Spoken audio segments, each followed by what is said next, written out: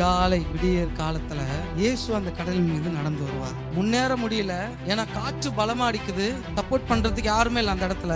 அந்த நேரத்துல கடலின் மீது அப்படியே அழகா நடந்து வந்து ஃபர்ஸ்ட் அவரோடு கூட காற்றையும் கடலையும் அவர் அதட்டல. ஃபர்ஸ்ட் யார் கூட பேசுறாருன்னா சாம் கூட தான் ஃபர்ஸ்ட் பேசுறாரு. இவன் வாழ்க்கையில 1000 பிரச்சனை இருக்குது. காற்று அடிக்குது, கடல் கொந்தளிக்குது, மனுஷங்க திட்டுறாங்க, பிசாசு அடிக்குது, போராட்டங்கள் அடிக்குது, எல்லாமே இவன் அசால்ட்டா அடிச்சுட்டு போகுது. ஏன்னா இவன் கூட யாருமே இவனுக்கு பேக்ரவுண்ட் சொல்லிக்கிறதுக்கு எதுவுமே இல்ல, சப்போர்ட் பண்றதுக்கு யாருமே வரமாட்டாங்க. இப்ப அந்த நேரத்துல ஒருத்தர் கடல் மீது நடந்து வந்து ஃபர்ஸ்ட் என்ன பண்றாரு, சாம் கிட்ட பேசுறாரு. பேசி சொல்றாரு, திடன்கொள், பயப்படாத அப்படின்னு சொல்லிட்டு என்ன வார்த்தை சொல்றாரு, என்ன சொல்றாரு, பயப்படாத, அடுத்து நான் தான். ஒரு பிரச்சனைக்குள்ள நீங்க போறீங்க வச்சுங்களேன், அதுக்கு முன்னாடி ஃபர்ஸ்ட் கர்த்தர் உங்களோடு கூட பேசுவார். அது முடியாது, அது முடியறதுக்கு முன்னாடி கர்த்தர் உங்க கூட பேசுவார். இப்போ இவன் வாழ்க்கையில 1000 பிரச்சனை இருக்குது. இது நடக்குமா, இது நிறைவேறுமா, இது முடியுமான்னு 1000 பிரச்சனை இருக்குது. ஆனா இவன் கூட ஃபர்ஸ்ட் நான் என்னன்னு பேசணும் தெரியுமா? டேய், கடல் கொந்தளிக்குதா, காற்று வீசுதா, போராட்டங்கள் இருக்குதா, பேக்ரவுண்ட் இல்லையா, சப்போர்ட் இல்லையான்னு இவன் பக்கத்துல வந்து இப்படி அணைச்சு